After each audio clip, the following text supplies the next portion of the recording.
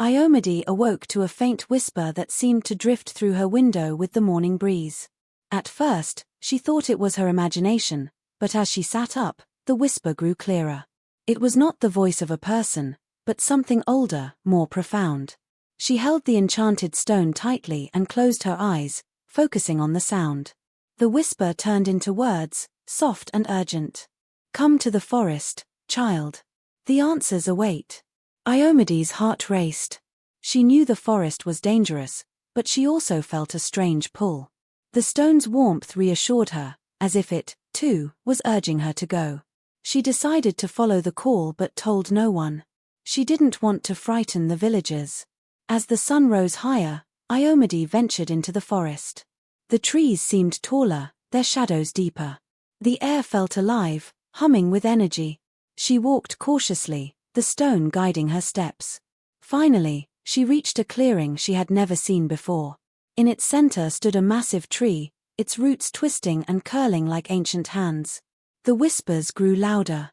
"Place the stone on the tree," they said. Ayomide hesitated but obeyed. As she pressed the stone against the bark, the tree began to glow faintly. A voice, deep and resonant, filled the air. "You have awakened the guardian's power. But beware, for the forest's wrath is not easily quelled. To restore balance, you must seek the heart of the forest." "Where is the heart?" Ayomide asked, her voice trembling. "It lies deep within, beyond the realm of shadows," the voice replied. "But know this, the journey will test your courage, your wisdom, and your heart." The glow faded, and the forest fell silent. Ayomide stood there, gripping the stone. The path ahead was clear, but the weight of the task was heavy. She knew she couldn't face it alone. Returning to the village, Ayomide called a meeting of the bravest villagers. She explained the message from the forest and the need to find the heart. "The forest has given us a chance to restore balance," she said. "But I cannot do this alone. I need help." The villagers exchanged nervous glances. Finally, a young hunter named Duro stepped forward. "I will go with you," he said. "The forest has taken too much from us. It's time we fought back." Others hesitated but eventually joined. Among them were Abini, a skilled tracker, Femi, known for his strength, and Teo, who carried a deep knowledge of herbs and healing. Together, they formed a small but determined group. Aya Agba blessed them before they departed. "The forest is alive," she warned. "It will test you in ways you cannot imagine. Stay together, and trust in Ayomide's guidance." As the group entered the forest, its shadows seemed to close around them. The air grew colder, and the whispers returned, though now they felt less welcoming. Ayomide led the way, the stone glowing faintly in her hand. The journey was fraught with challenges. Thorny vines seemed to reach out to snag their clothes, and the ground beneath their feet shifted unpredictably. Strange noises echoed through the trees, keeping them on edge. One night, as they camped near a stream, Ayomide shared her fears. "I don't know if I'm strong enough to do this," she admitted. Duro placed a reassuring hand on her shoulder. "You've already done so much. We trust you, Ayomide. We'll face whatever comes together." His words gave her strength. As they rested, Ayomide's resolve deepened. Whatever lay ahead, she would not give up. The group's journey led them deeper into the forest, where the light barely penetrated. The air grew thick, and an unnatural chill seeped into their bones. Ayomide felt the stone's warmth intensify, guiding her steps. "This must be the realm of shadows," Teo murmured, his eyes scanning the darkness. "The forest's anger is strongest here." Suddenly, the ground beneath them shifted, and a thick mist rose, obscuring their vision. Ayomide gripped the stone tightly. "Stay close," she called out. Figures began to emerge from the mist, their forms twisted and ghostly. They moved silently, their eyes glowing faintly. The group froze, fear gripping their hearts. "What are they?" Abini whispered, her voice trembling. "Spirits of the forest," Teo said. "They guard this place." One of the figures stepped forward, its hollow eyes fixed on Ayomide. "Why do you trespass?" it asked, its voice echoing like the wind. "We seek the heart of the forest," Ayomide replied, her voice steady despite her fear. "We wish to restore balance." The spirit seemed to consider her words. If you wish to proceed, you must prove your worth.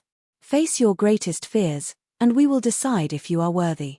The mist thickened, and the spirits disappeared. Ayomide and her companions looked at each other, their faces pale but determined. They knew the trials ahead would test them like never before. The first trial came quickly. The mist swirled around them, creating visions of their deepest fears.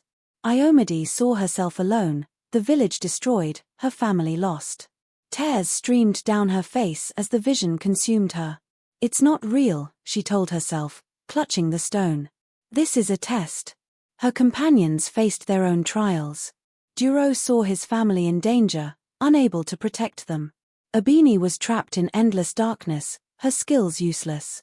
Femi faced a monstrous version of himself, and Teo's herbs withered in his hands, leaving him powerless. Ayomide's voice cut through the illusions. We are stronger than this. Remember who you are. Her words reached them, and one by one, they broke free from the visions. The mist began to clear, and the spirits reappeared, nodding in approval. You have passed the first trial, they said. But the journey is not over. As they pressed on, the group's bond grew stronger. Each step brought them closer to the heart of the forest, but the challenges grew more dangerous. They faced treacherous paths, sudden storms, and eerie whispers that tried to lead them astray. One evening, as they rested, the guardian appeared. Its form was larger now, its eyes burning brighter. You have come far, it said. But the final trials will test the very essence of who you are. Are you prepared? We are, Ayomide replied, her voice firm. The guardian stepped closer, its presence commanding. Remember this, only through unity and selflessness will you succeed. The heart of the forest is not for the faint of heart. With that, it vanished, leaving them to ponder its words. Ayomide felt the weight of her responsibility but also the strength of her companions. Together, they would face whatever came next.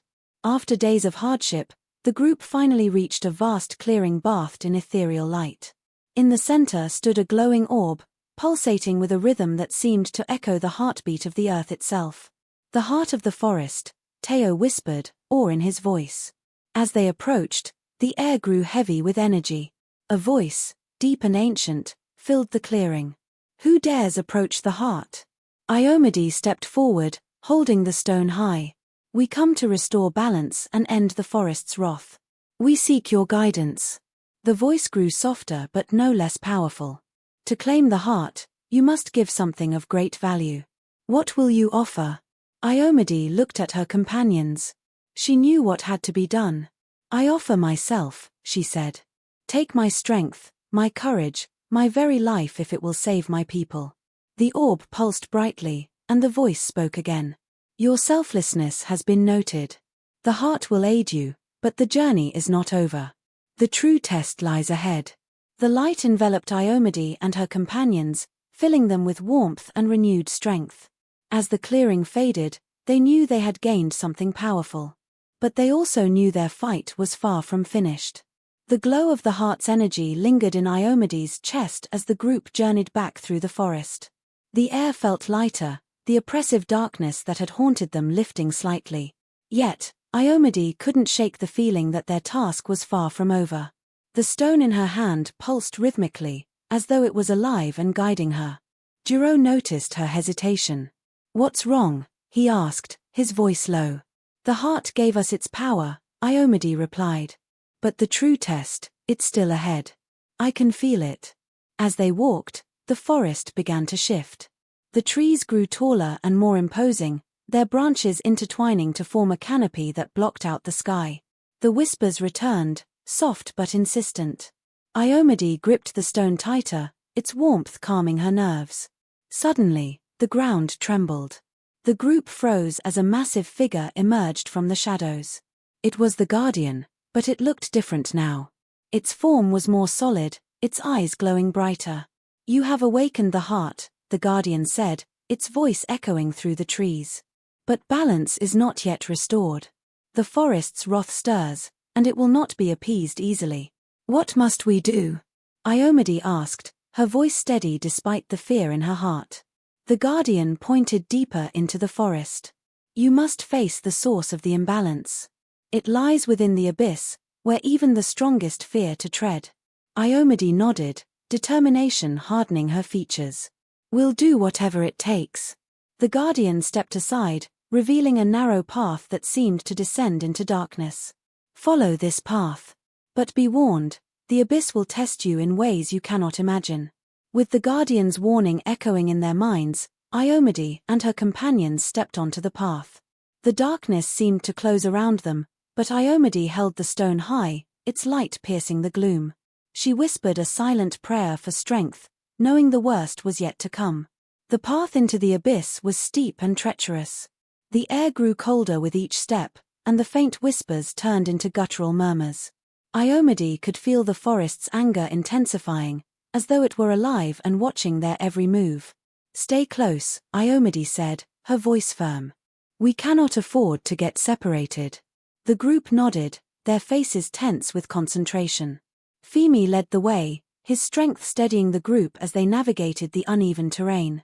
Abini scouted ahead, her sharp eyes catching every movement in the shadows. As they descended further, the ground beneath their feet began to change.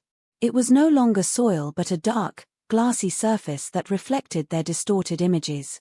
Ayomide's heart sank as she realized the path was leading them into the heart of the forest's rage. Suddenly, a deafening roar shattered the silence.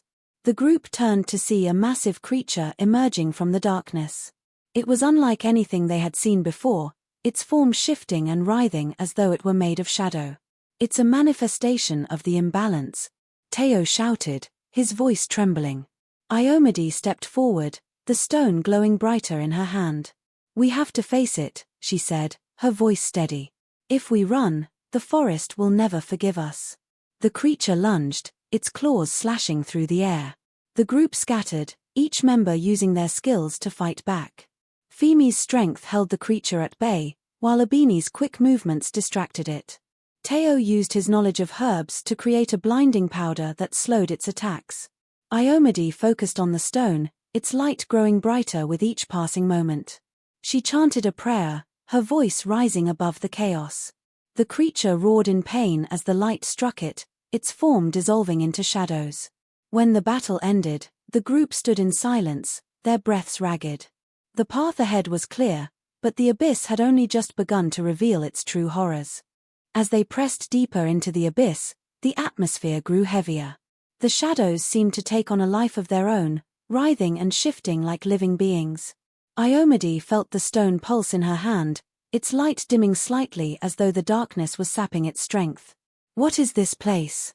Duro asked, his voice barely above a whisper. It's the heart of the imbalance, Teo replied. The forest's pain is strongest here. The group's steps faltered as the ground beneath them began to crack.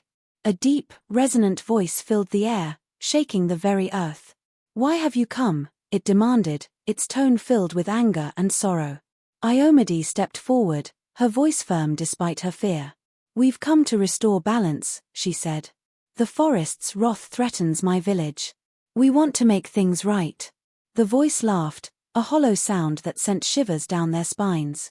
You think balance can be restored so easily?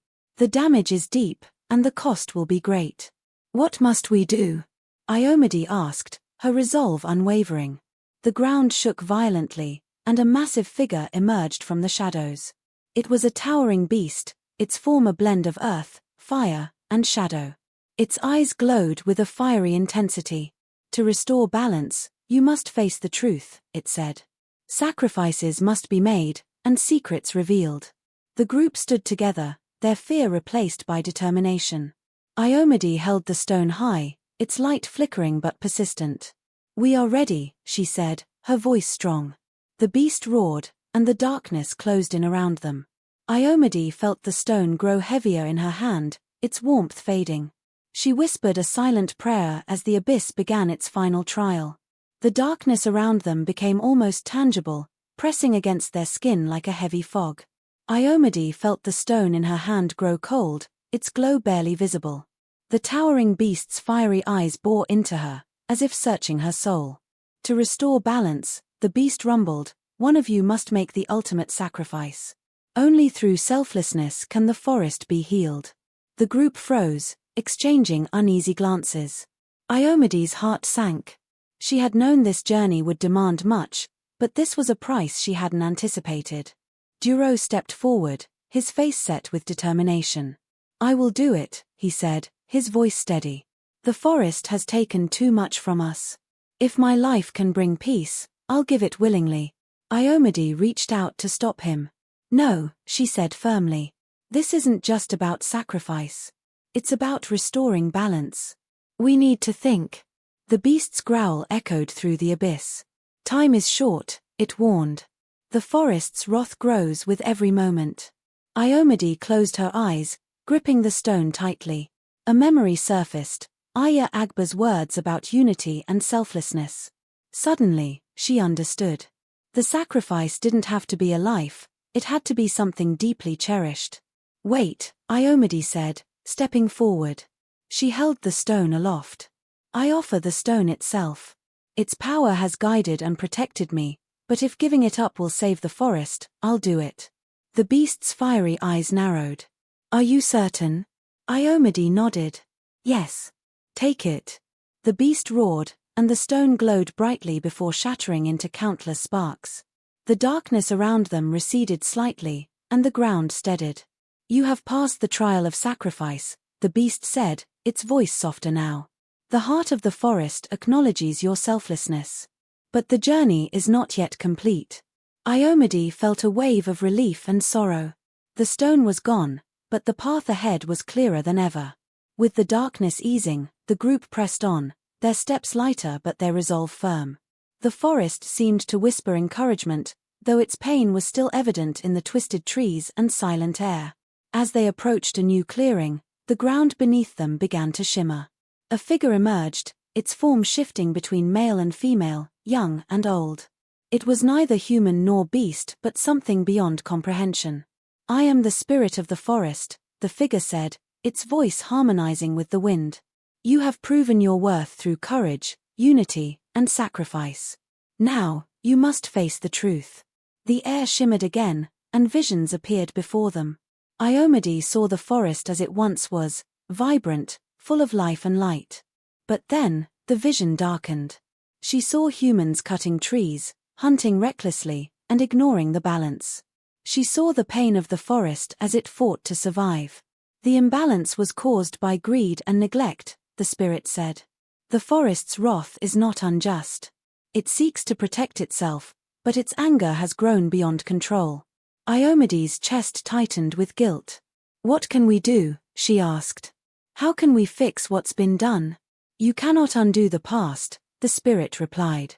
"But you can commit to a future of harmony. The heart of the forest can heal, but it requires guardians to protect it." The group exchanged determined looks. "We'll do it," Ayomide said. "We'll be the forest's guardians." The spirit's form brightened. "Very well. The final trial will seal your bond with the forest. Prepare yourselves." The clearing transformed into a vast expanse of light and shadow. The spirit's voice filled the air. "The final trial is the trial of unity. You must work together to overcome what lies ahead." Suddenly, the group was surrounded by illusions. Ayomide saw her family in danger, calling out for help. Duro saw his late father, accusing him of cowardice. Abini faced a vast, endless darkness, and Femi saw his greatest failure magnified before him. "They're not real," Ayomide shouted. "Stay together. Remember, we are stronger united."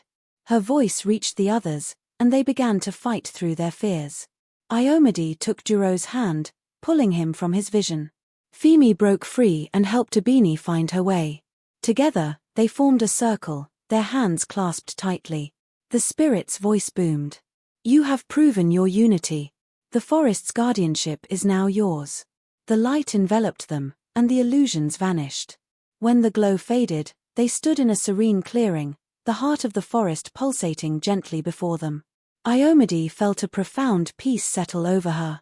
"The forest has chosen you," the spirit said. "Protect it well, for its life is now bound to yours." As the group emerged from the forest, the villagers greeted them with cheers.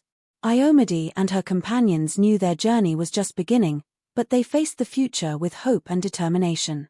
The villagers surrounded Ayomide and her companions, their faces alight with hope. Children clung to their parents, and elders whispered prayers of gratitude. Ayomide raised her hands to quiet them, her voice calm but resolute. "The forest has chosen us as its guardians," she announced. "But this is not a task we can bear alone. Each of you must play a part in restoring harmony. The forest's life is tied to ours, and its survival depends on our respect and care." The villagers nodded, their fear transforming into determination. They agreed to stop overhunting, clear only small, sustainable patches for farming, and replant trees to restore the land. Ayomide felt a swell of pride as she saw the unity forming among her people. That evening, under a sky filled with stars, Ayomide and her companions gathered near the village's edge. Aya Agba joined them, her wise eyes glinting in the firelight. "You have done what many could not," Aya Agba said. "But remember, guardianship is not a one-time act. It is a lifelong promise to protect and nurture. The forest will watch over you, but you must watch over it in return." Ayomide nodded, her heart steady with resolve. The night felt alive with promise, and for the first time in months, she slept without fear. Weeks turned into months, and the villagers worked tirelessly to rebuild their lives in harmony with the forest.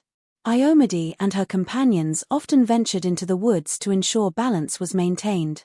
They encountered challenges, wild animals that had grown aggressive, remnants of the forest's wrath, but together, they overcame them. One day, while exploring a distant part of the forest, Ayomide discovered a sapling glowing faintly with the same energy as the heart of the forest. She knelt beside it, understanding its significance. "It's a sign," Duro said. "The forest is healing." Ayomide smiled. "Yes, but it's a fragile process. We must ensure it continues." The sapling became a symbol of their efforts. The villagers took turns tending to it, watching as it grew strong and tall. It stood as a reminder of their bond with the forest and their commitment to harmony. Years passed, and Ayomide grew into her role as a leader. The forest thrived, and the villagers learned to coexist with it. The once feared whispers of the woods became melodies of peace, guiding those who ventured respectfully into its depths.